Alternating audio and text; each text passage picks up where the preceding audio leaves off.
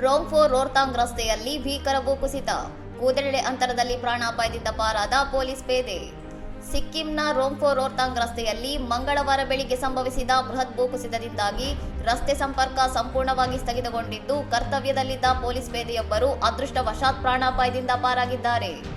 ಬೆಟ್ಟದ ಒಂದು ಭಾಗ ಹಠಾತ್ತನೆ ಕುಸಿದು ಬಿದ್ದಿದ್ದರಿಂದ ರಸ್ತೆಯು ಬೃಹತ್ ಬಂಡೆಗಳು ಮತ್ತು ಮಣ್ಣಿನ ರಾಶಿಯಿಂದ ಆವೃತವಾಯಿತು.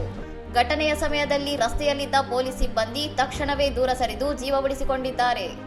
ಮಳೆಯ ಮುನ್ಸೂಚನೆಯ ಹಿನ್ನೆಲೆಯಲ್ಲಿ ಭೂಕುಸಿತ ತೆರವುಗೊಳಿಸುವ ಕಾರ್ಯಾಚರಣೆಗೆ ಅಡಚಣೆ ಉಂಟಾಗಿದ್ದು, ಪರಿಸ್ಥಿತಿ ಸುಧಾರಿಸುವವರೆಗೆ ಸಾರ್ವಜನಿಕರು ಅನಗತ್ಯ ಪ್ರಯಾಣವನ್ನು ತಪ್ಪಿಸುವಂತೆ ಆಡಳಿತ ಮಂಡಳಿ ಸೂಚಿಸಿದೆ.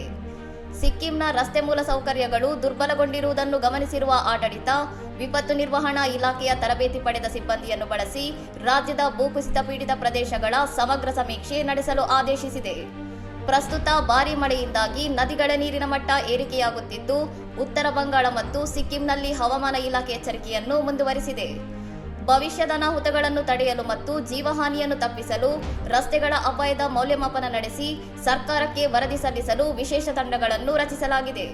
ಇನ್ನಷ್ಟು ಸುದ್ದಿಗಳಿಗಾಗಿ ನೋಡ್ತಾ ಇರಿ ಸೌರಂ ಟಿವಿ.